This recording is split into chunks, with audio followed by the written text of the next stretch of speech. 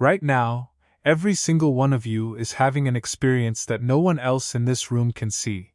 You can hear my voice, you can feel your heartbeat. You might be thinking, how long is this speech going to be? You might even disagree with me already. But here's the strange part. Science can scan your brain. It can measure your heart. It can even predict some of your decisions before you make them. Yet one question remains astonishingly mysterious. Why does any of it feel like anything at all? How can 3 pounds of ordinary matter inside your skull create love, fear, music, memories, dreams, and the feeling of simply being you? Think about that for a moment. The same universe that created stars, galaxies, and black holes somehow also created the experience of tasting chocolate, hearing your favorite song, or watching a sunset. That is consciousness. And today, I invite you on one of the greatest scientific adventures ever attempted. Can science explain consciousness? Or are we trying to use consciousness to understand itself? Before we can answer whether science can explain consciousness, we first need to understand what consciousness actually is. And surprisingly, this is much harder than it sounds. If I asked everyone in this room to define consciousness in one sentence, I would probably get a different answer from each person. Some might say it is awareness. Others might call it the mind, the soul, or simply the ability to think. None of these answers are completely wrong, but none of them fully capture what consciousness really is. The consciousness is the experience of being alive. It is the voice inside your head that never seems to stop talking. It is the feeling you have when you listen to your favorite song, laugh with your friends, remember your childhood, or worry about tomorrow. It is what allows you to experience happiness, sadness, excitement, pain, love, and curiosity. Even as you are listening to me right now, you are not just hearing words. You are interpreting them, agreeing or disagreeing with them, connecting them with your own memories and experiences. That invisible experience happening inside your mind is consciousness. Think about something very simple. Imagine holding a fresh orange in your hand. You see its bright color. You smell its sweet fragrance. You peel it and taste it. Science can explain how light enters your eyes, how smell receptors send signals to your brain, and how your taste buds detect sweetness. But there is another question hiding behind all of this. Why does the color orange actually look like orange to you? Why does sweetness have a particular feeling? Why is there an experience at all, instead of everything happening like a machine with no awareness?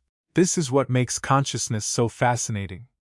It is something every human being experiences, every second of every day, yet no one can directly observe another person's conscious experience. I can never truly know what it feels like to be inside your mind, just as you can never step inside mine.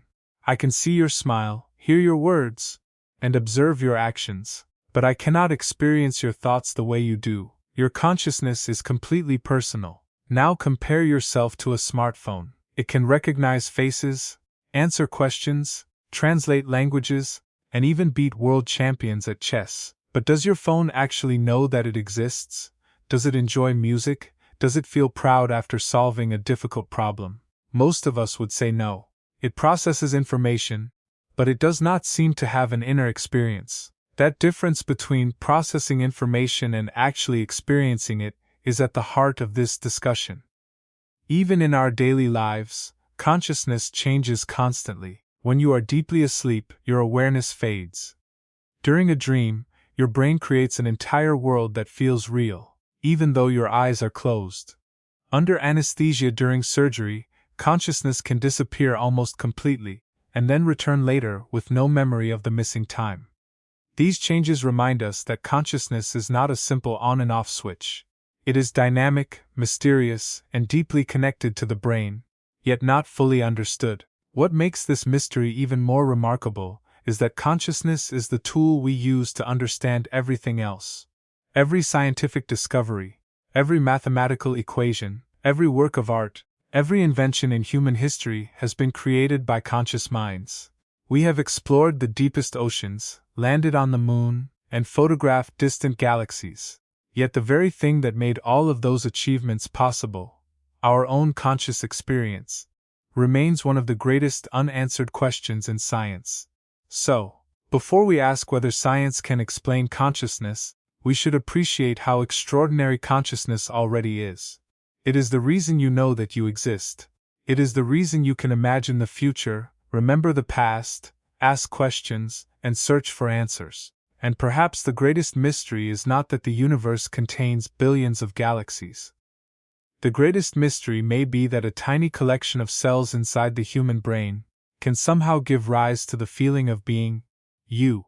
Now that we have explored what consciousness is, the next question is obvious. If consciousness is so mysterious, what has science actually discovered about it? The answer is, quite a lot. Although scientists cannot yet explain exactly why we have conscious experiences, they have learned an incredible amount about what happens inside the brain while those experiences take place. Every year, advances in neuroscience bring us a little closer to understanding this remarkable puzzle. Let's begin with one simple fact. Your brain is made of about 86 billion nerve cells, called neurons. Each neuron is tiny, but together they form one of the most complex structures in the known universe. These neurons communicate with each other by sending tiny electrical and chemical signals, creating vast networks that process information every second of your life. Right now, as you are listening to my voice, millions of neurons are working together. Some are recognizing the sounds of my words. Others are interpreting their meaning. Some are comparing what I am saying with memories stored in your brain. Others are helping you decide whether you agree or disagree. All of this happens so quickly that we don't even notice it. To us, it simply feels like understanding. One of the greatest achievements of modern science has been the invention of brain imaging technologies. Scientists can now observe the living brain while a person is thinking, speaking, solving problems, or even dreaming.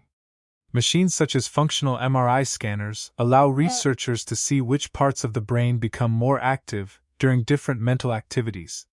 For example, when someone looks at a face, certain regions of the brain become highly active.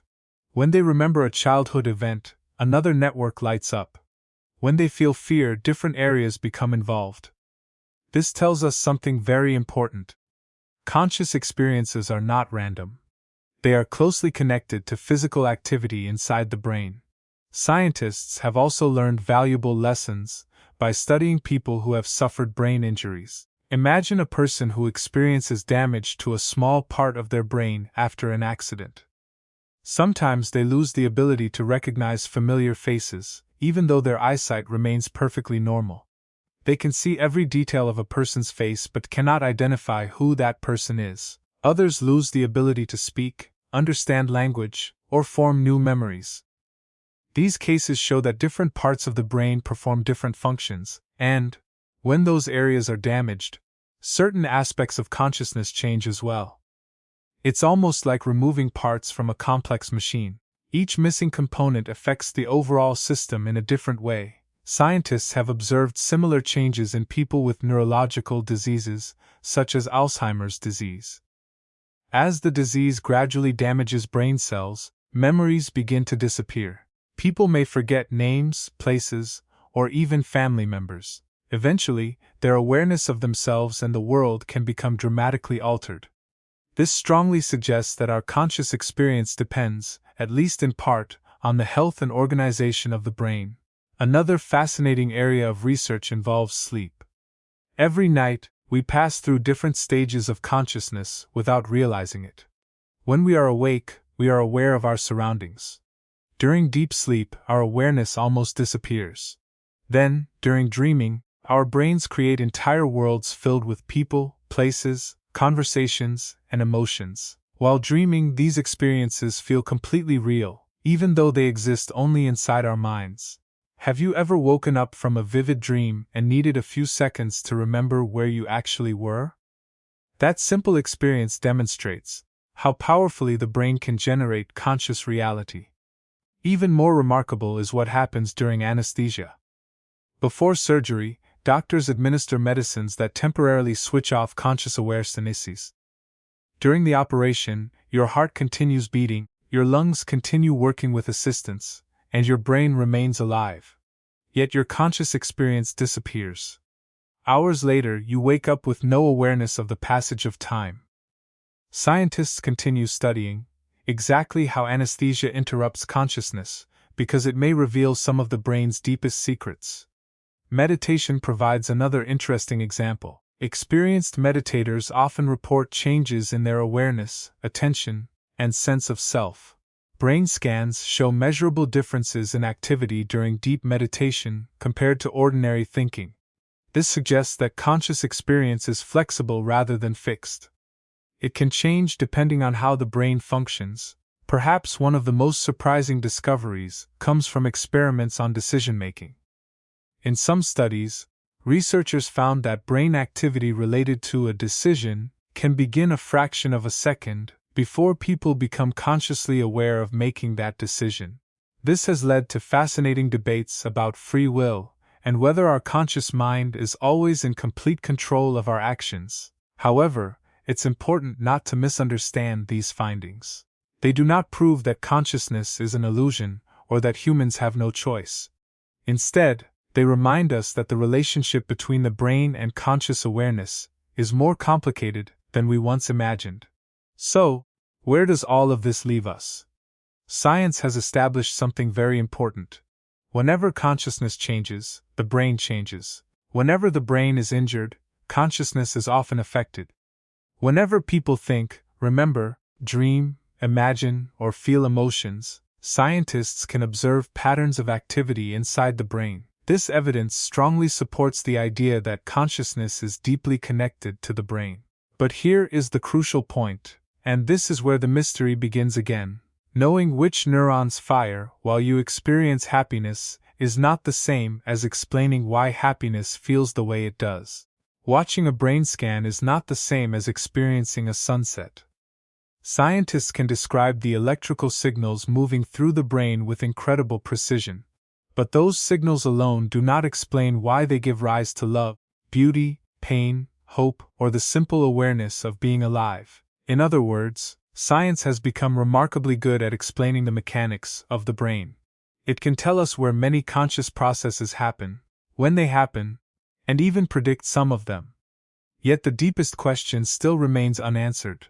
How does a collection of billions of ordinary cells, communicating through electrical impulses, produce the extraordinary experience that each of us calls my mind? That is the question that continues to inspire neuroscientists, philosophers, psychologists, and physicists alike. And perhaps one day, it will become one of the greatest scientific discoveries in human history. Everything we have discussed so far points to an incredible achievement of modern science. We know that the brain is involved in every conscious experience. We know that different brain regions perform different functions. We can observe electrical activity, map neural networks, and even predict certain mental processes. But despite all of this progress, we eventually arrive at a question that stops almost every scientist in their tracks. Imagine that one day technology becomes so advanced that we can watch every single neuron inside the human brain in real time.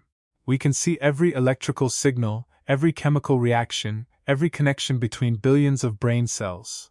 We know exactly which neurons become active when someone laughs, falls in love, remembers their childhood, or feels pain.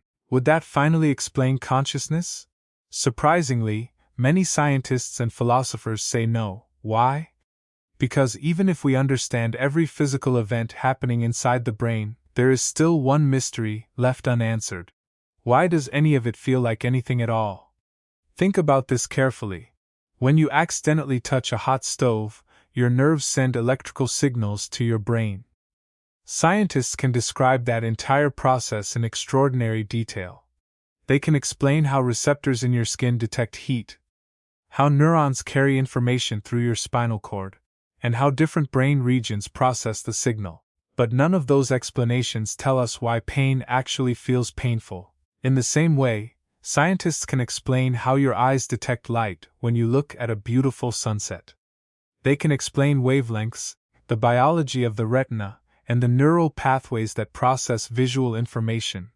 But they still cannot explain why the color red looks the way it does to you.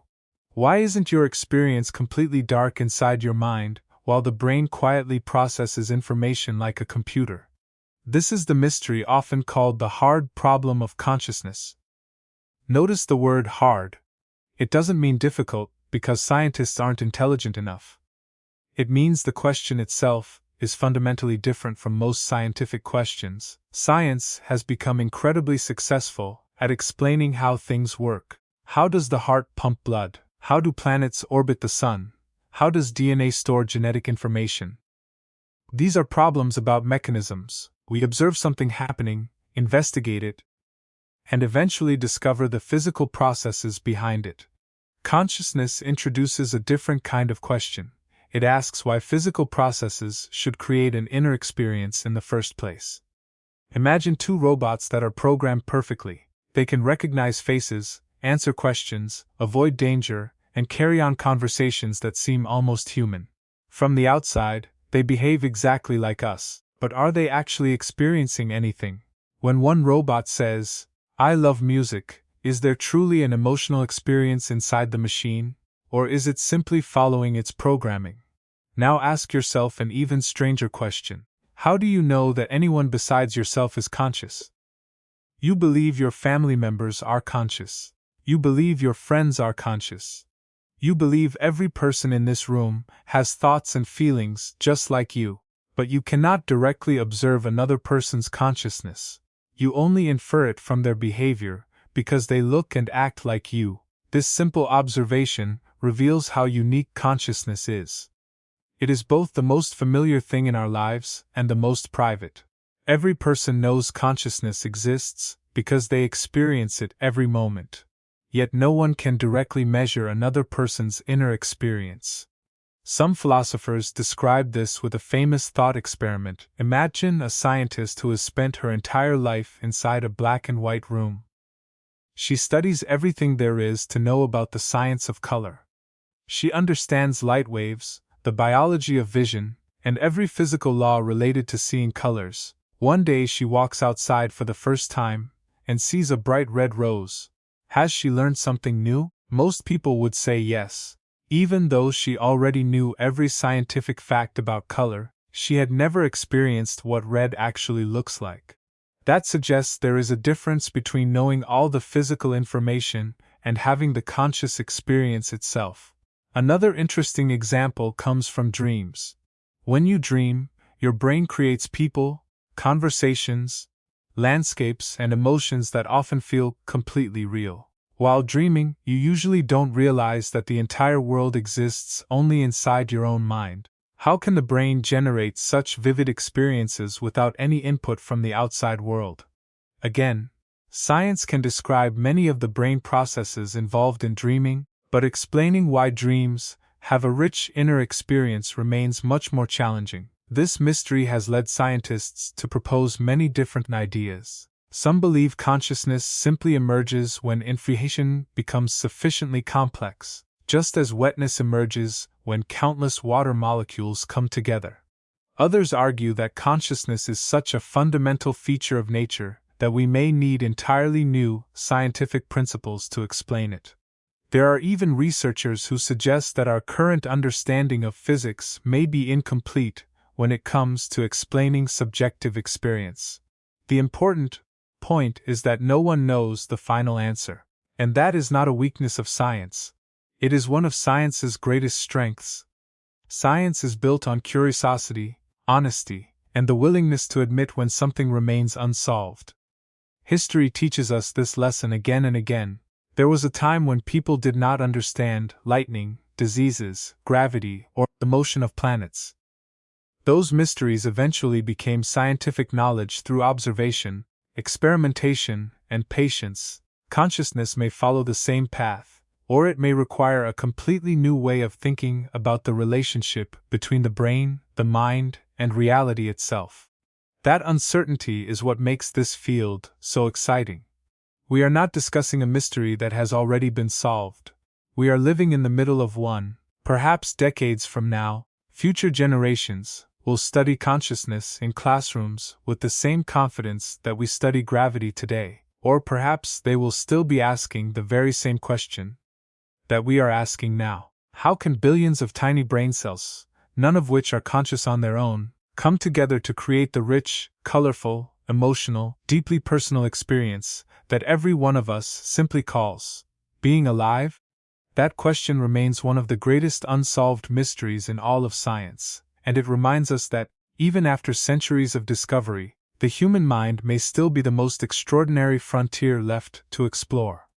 At this point, you might be wondering, if scientists know so much about the brain, and yet still cannot fully explain consciousness, what ideas are they exploring? Surely they haven't just stopped asking the question. In fact, researchers all over the world are working on this problem every single day. Neuroscientists, psychologists, computer scientists, philosophers, and physicists are all trying to solve the same mystery from different directions. The exciting part is that there isn't just one explanation. There are several competing theories, each attempting to answer the same question in its own way. Imagine you are standing at the foot of a mountain covered in fog. Everyone agrees that there is a summit somewhere above, but because the fog blocks the view, different climbers choose different paths. Some believe the quickest route is from the east. Others are convinced the western path is better. They all have evidence supporting their choice, but no one has reached the top yet. That is exactly where the science of consciousness stands today. One of the most influential ideas is called the global workspace theory. At first, the name sounds technical, but the idea behind it is actually quite simple.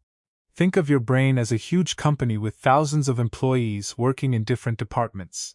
One department processes vision, another handles hearing, another stores memories, others control movement, emotions, language, and decision-making. Most of these departments are busy doing their jobs, without communicating with every other part of the company. Now imagine there is one large conference room in the middle of the building. Whenever information becomes important enough, it is brought into that room and shared with everyone. Once everyone has access to that information, they can work together and respond appropriately. According to this theory, consciousness works in a similar way. Your brain constantly processes enormous amounts of information without you noticing. But when certain information becomes important enough to be broadcast across many different brain systems, it enters what researchers call the global workspace.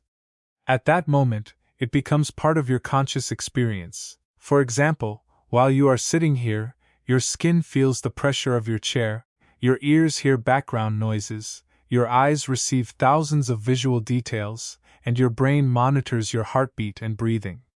Most of this information never reaches your conscious awareness because it isn't important at the moment. But if someone suddenly calls your name from the back of the room, everything changes instantly. Your attention shifts. Your brain gives priority to that sound, and suddenly you become consciously aware of it. The global workspace theory suggests that consciousness is closely related to attention and the sharing of information throughout the brain. Another fascinating idea is called the integrated information theory.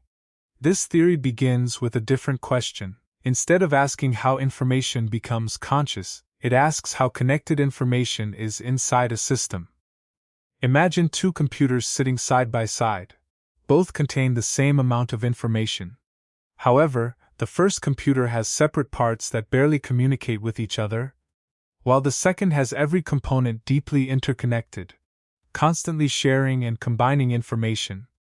According to this theory, the second system would possess a much richer internal structure because its information is highly integrated.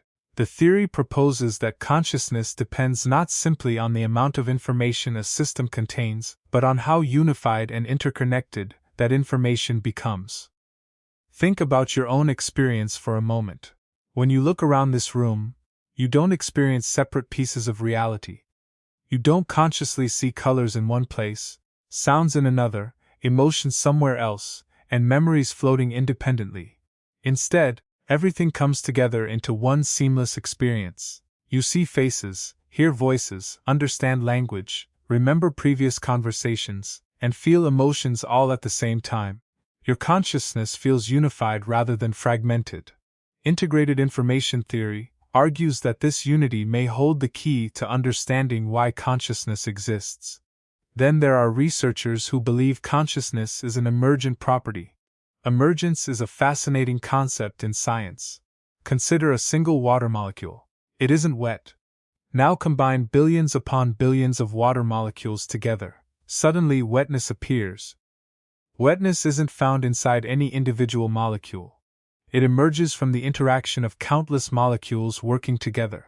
The same thing happens with life itself. A single cell isn't an entire organism. But when trillions of cells organize themselves in extraordinarily complex ways, life emerges. Some scientists believe consciousness works the same way. A single neuron isn't conscious. Neither are two neurons. But perhaps when approximately 86 billion neurons communicate through unimaginably complex networks, consciousness naturally emerges. If this idea is correct, consciousness is not something magical added to the brain.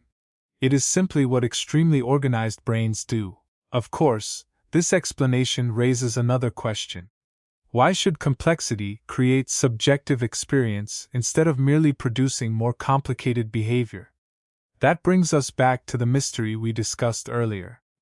Some researchers have even suggested that our current scientific framework may be incomplete. Throughout history, science has occasionally required revolutionary new ideas. Isaac Newton changed our understanding of motion and gravity. Albert Einstein transformed our understanding of space and time. Quantum mechanics completely reshaped physics. In the 20th century, some scientists wonder whether explaining consciousness might require another revolution just as profound. Perhaps there are principles of nature we simply haven't discovered yet. This doesn't mean abandoning science. It means expanding science, just as scientists have always done whenever they encountered something that existing theories couldn't fully explain. There is also growing interest in artificial intelligence. Modern AI systems can write essays, compose music, recognize images, solve mathematical problems, and hold conversations that seem remarkably human. This naturally leads to another fascinating question. If intelligence continues improving, could a machine eventually become conscious? Some researchers argue yes. They believe consciousness arises from information processing, regardless of whether that processing occurs inside biological neurons or computer chips. Others strongly disagree.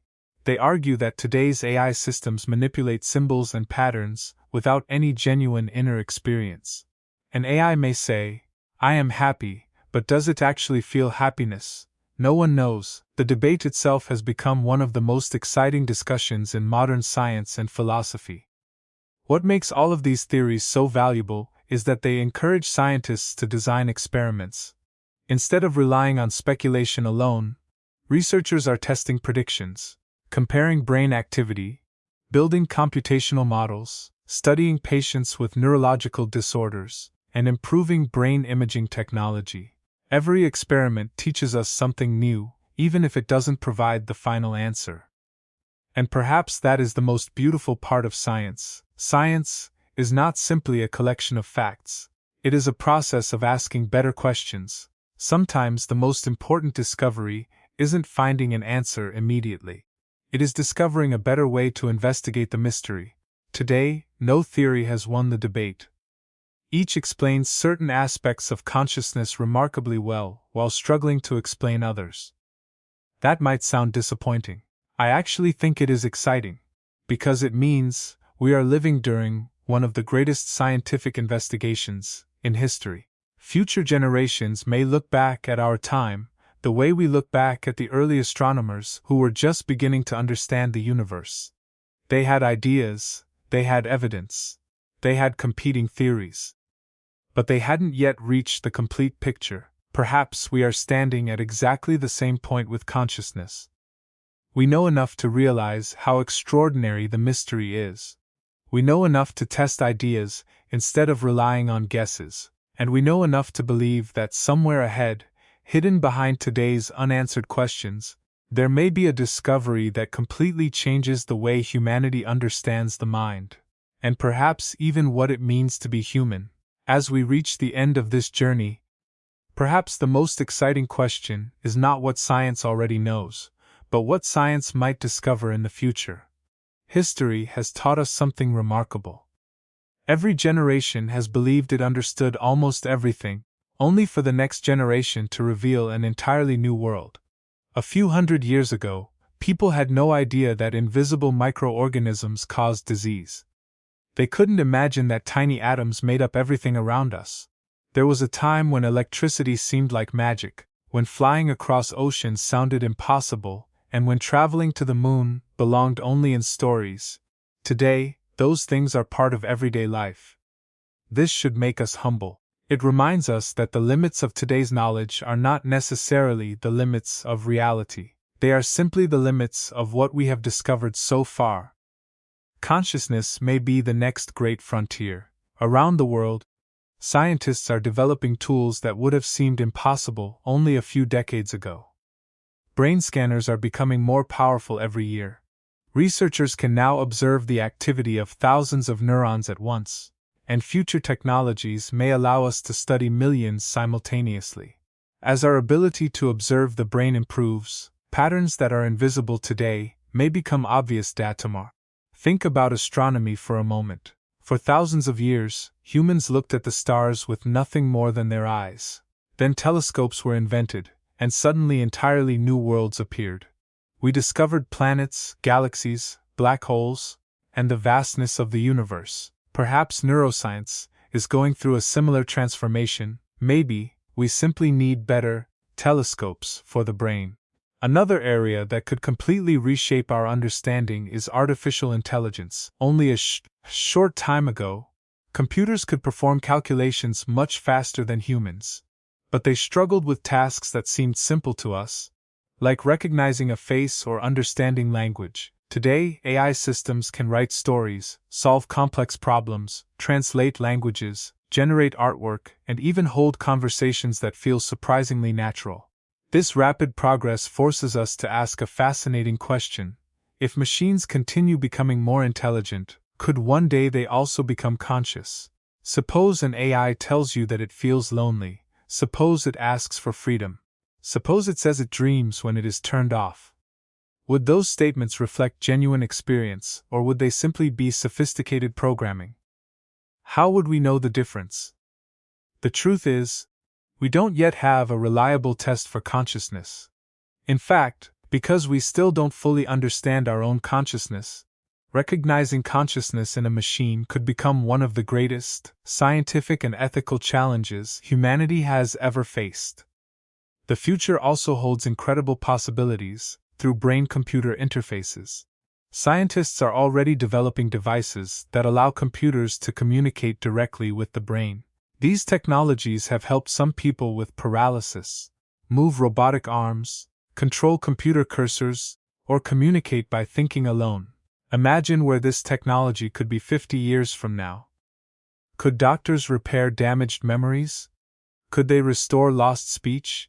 Could they help people recover from severe brain injuries?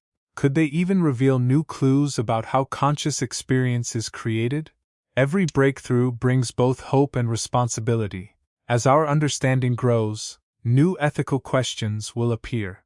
If one day scientists could record or influence conscious experiences, where should the limits be? Should memories be modified? Should emotions be artificially enhanced? If consciousness could somehow be copied or transferred, would the copy still be you? These questions sound like science fiction today, but many scientific breakthroughs once sounded impossible before they became reality. Yet, I think the most important lesson about the future has nothing to do with technology. It has to do with curiosities. Science has never advanced because people believed they already knew the answers. Science advances because someone is willing to say, "I don't know, but I want to find out." That simple sentence has changed the world more times than we can count. Every major discovery began with someone asking a question that others thought was impossible to answer. What causes lightning? Why do apples fall? How old is the universe? Can diseases be cured? Can humans fly? Today, those questions have answers, because generations of curious people refuse to stop asking them. Consciousness may be another one of those questions. Maybe one day a young student sitting in a classroom right now will become the scientist who finally discovers how subjective experience arises from the brain. Or perhaps they will discover that we have been asking the wrong question all along, and a completely new way of thinking will transform our understanding. That possibility is what makes science so beautiful. Science is not a destination where every mystery eventually disappears. It is an endless journey in which every answer leads to new questions. The more we learn about the universe, the more we realize how much remains unknown. And perhaps that is exactly how it should be, because if every mystery had already been solved, there would be nothing left to explore. When we think about consciousness, we are doing something truly extraordinary. We are using the human mind to investigate the human mind. The universe has produced stars, planets, oceans, forests, and countless forms of life. But among all those wonders, one of the most astonishing is that a small planet orbiting an ordinary star has given rise to beings capable of asking, "Who am I, and why am I conscious?" Whether science actually explains consciousness completely, or whether it reveals even deeper mysteries, one thing is certain: the search itself is worth it. Every experiment, every theory, every question, and every debate brings us a little closer to understanding not only how the brain works, but what it truly means to be human. And maybe that is the greatest lesson of all. The purpose of science is not only to collect facts, it is to expand our sense of wonder. The day we stop asking impossible questions is the day we stop discovering impossible answers. So, perhaps the question is no longer, can science explain consciousness? Perhaps the better question is, how far are we willing to go in searching for the answer? The future of consciousness research has not been written yet. And somewhere, perhaps in a laboratory, a classroom, or even among the audience listening today, sits the person who will write its next chapter. When we look into the night sky, we are trying to understand the universe. But when we ask about consciousness, something extraordinary happens. The universe begins trying to understand itself. Perhaps science will one day fully explain consciousness. Perhaps it won't. But every discovery brings us one step closer to answering the oldest question humanity has ever asked. What does it mean to be aware? And maybe the greatest discovery won't be about the brain. Maybe it will be about ourselves. Thank you.